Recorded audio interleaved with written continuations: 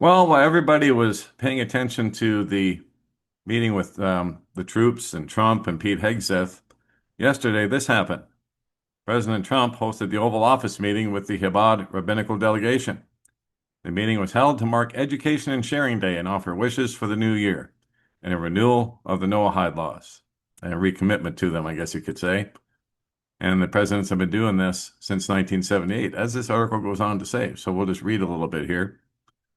President Donald Trump and senior administration officials welcomed a delegation of Chabad Lubavitch rabbis, which, Trump belongs to that particular sect, as he converted to Judaism in 2017.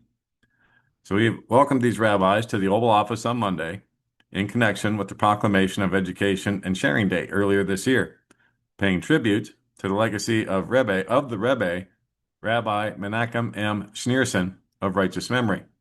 Since 1978, every U.S. president has proclaimed Education and Sharing Day on the date corresponding to Rebbe's Hebrew birthday. These proclamations have always highlighted the Rebbe's message of the higher purpose of education, an enduring vision which continues to inspire and uplift people around the globe, both Jewish and non-Jewish. But of course, they don't tell you about the Noahide laws that are attached to Education and Sharing Day. As you can see, there's pictures here from different administrations, and including Trump's posting today, or from yesterday, I guess we could say. So the Noahide laws began in the States when Jimmy Carter signed Education Day USA into law. Like I said, that was back in 78. Ronald Reagan signed the proclamation to make all people aware of the 7 universal Noahide laws, which are what's going to end up beheading the Christians, of course, because they don't believe in Jesus Christ as Lord and Savior. So as George H.W. Bush signed Education Day USA, which included the Noahide laws, George W. Bush endorsed Education Day USA, and of course the Noahide laws. Obama commemorated Education Day, and on we go up until today with Trump. The Israeli Sanhedrin called on Trump to establish an international divine Noahide court for all nations. That article is here. And Rabbi Cement, the regional director of Chabad Lubavitch of Arkansas, cites the Noahide laws to the U.S. House of Representatives, and that article is here. So under the Noahide laws, all Christians will be beheaded for idol worship and worshiping Christ, which they say is a false god. And so the rise in anti-Semitism was always part of the psyop to help bring in these 7 laws. Yes, Israel's trying to get the entire world upset with them and mad at them, so that they can justify this and say, well, we got to implement these laws now, these Noahide laws for the entire world, not just the United States. So that'll be coming. But I just thought I'd point this out, since I always say when they want us to pay attention to one certain thing, one particular subject, then there's something else going on that we need to look for. And this was one of them right here. And then today, Trump said that Hamas has 3 or 4 days to respond to his Gaza plan, or they will pay in hell. The Qatari PM says the plan still needs clarification and discussion, as Turkish spy chief arrives in Doha to hold talks with the terror group, which is facing heavy pressure to take the deal. So U.S. President Trump said Tuesday he will give Hamas 3 or 4 days to agree to his Gaza peace plan or pay in hell, as the terror group faces heavy pressure from the Arab world to accept the proposal. A day after unveiling the proposal alongside Prime Minister Netanyahu, Trump told reporters as he departed the White House that Israeli and Arab leaders have accepted the plan, and we're just waiting for Hamas. He said the terror group has about 3 or 4 days to respond. He says Hamas is either going to be doing it or not, and if it's not, it's going to be a very sad end. Asked if there's room for negotiation on the peace plan, Trump said not much. We have one signature that we need, and that signature will pay in hell if they don't sign. I hope they sign for their own good and create something really great, Trump later told U.S. generals and admirals in Quantico, Virginia. That would have been today.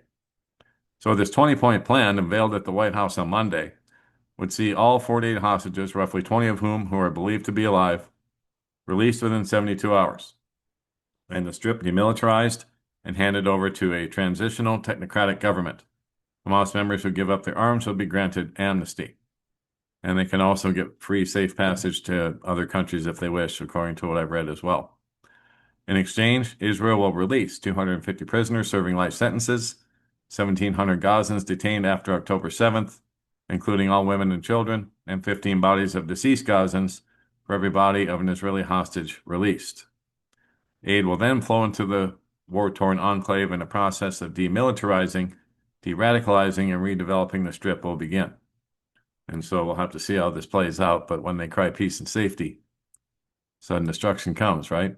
So, and it looks like they may be gearing up for war with Iran again. As I scroll up here a little bit, please forgive me. Kind of jumping around a little bit here. But like I said, and like we talked about yesterday, it looks like the U.S. and Israel are gearing up for a new war against Iran. Iran themselves are putting up new patrols, drone patrols along their western borders, looking for, incoming missiles or aircraft. And about a dozen U.S. KC-135 Stratotankers took off on Sunday night, as we already know, several headed for RAF Mindenhall, a key U.S. Air Force base in England.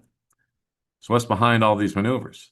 Well, the deployment may signal urgent U.S. or NATO needs for fighter refueling, and the last buildup came 5 days before airstrikes on Iran's nuclear sites. That's according to the Daily Mail. That came as U.S. President Trump and Defense Secretary Hegseth gathered the nation's top military leaders at Quantico, Virginia on Tuesday. The Washington Post reported last week that hundreds of U.S. generals and admirals would attend the Virginia summit, with CNN quoting a congressional aide, claimed Hegseth may announce a major new military campaign. Well, not so much. There was a lot of grandstanding today. We'll get into all that in a minute. But the EU makes its move. Before Israel's 12-day war against Iran, European powers backed the International Atomic Energy Agency claims of Iranian noncompliance. Now the UK, France, and Germany have snapped back sanctions on Iran. Why the U.S. Caribbean buildup also matters. 8 U.S. Navy warships, surveillance planes, and a nuclear attack submarine are now cruising off Venezuela, along with F-35 jets in Puerto Rico, under the pretext of fighting drug gangs. U.S. strikes on vessels near Venezuela have killed at least 14, claiming they have carried narco-terrorists, while Venezuelan President Nicolas Maduro has warned of possible regime change attacks. The U.S. sees Venezuela as a close Iranian ally, claiming joint drone factories and an Iranian military presence in Venezuela. And that's quite possible, because Venezuela is one of the countries that's going to attack the U.S. when it all hits the fan. Venezuela and Iran share deep political, economic, and security ties, resisting U.S. sanctions together. Maduro declared Venezuela part of the axis of resistance against Israel and its U.S. backers in 2022. So is Israel on a suicide mission? It almost seems like it, doesn't it?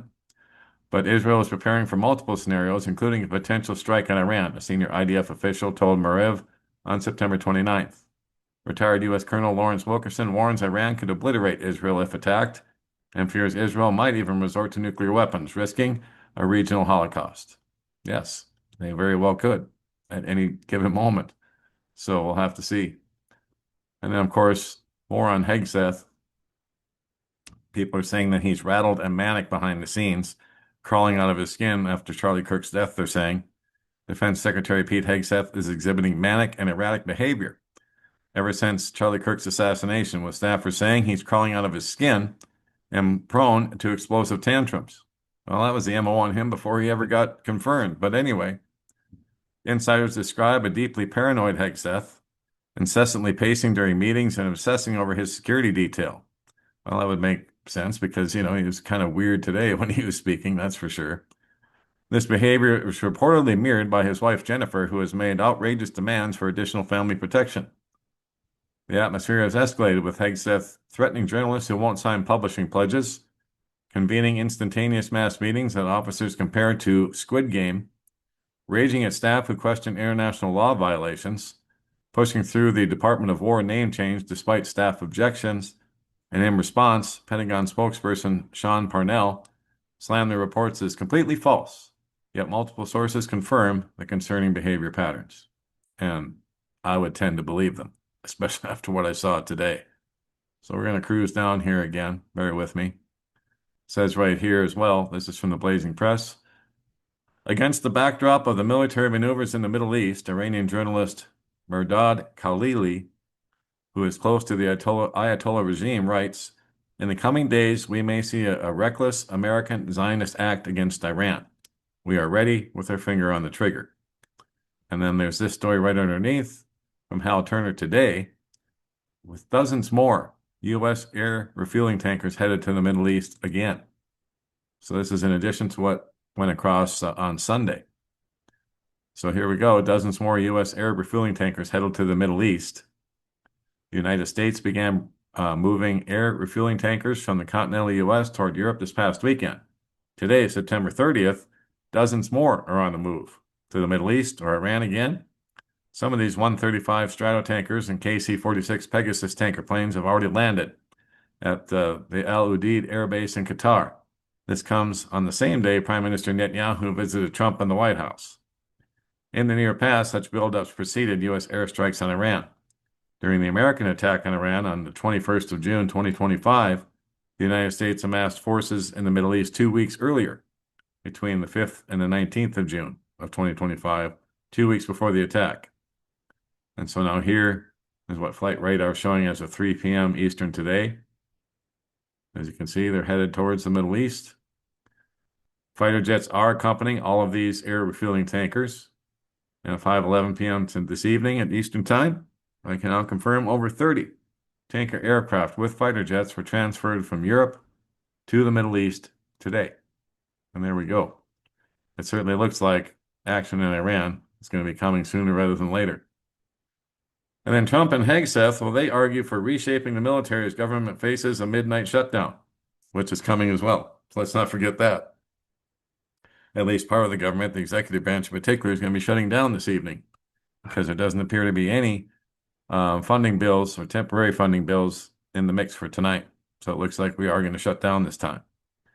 A shutdown in the USA is probably inevitable, Trump said. His words are quoted by CNN. Nothing is predetermined, but I would say that the shutdown is probably inevitable. I haven't seen them, meaning the Democrats, make even the slightest concessions. So it's probably inevitable. So we'll see how that goes. Wow. And of course, even earlier today, Vice President Vance stated that the states are moving towards a shutdown as well. And now here's some things from the meeting this morning at the Quantico base in Virginia with Pete Hegseth, Donald Trump, and all of these generals and admirals. It says here, the U.S. Secretary of War to his enemies says FAFO. If necessary, our troops can translate that for you. And so I'll let you guys figure that one out for yourselves. I'm not going to repeat what it means here. I think a lot of us know already anyway. So it means F around and find out. U.S. Secretary of War says era of defense is over. Secretary of War Pete Hegseth welcomed top commanders to the newly renamed Department of War with a simple message saying the era of defense is over. And there you go. And then Trump went on to say a bunch of stuff too. He actually, he really just basically threatened Russia with all-out nuclear war, hoping that we never have to use our weapons, he says. And on it went. I'm sure you guys have seen it. If not, there's all kinds of clips all over the internet.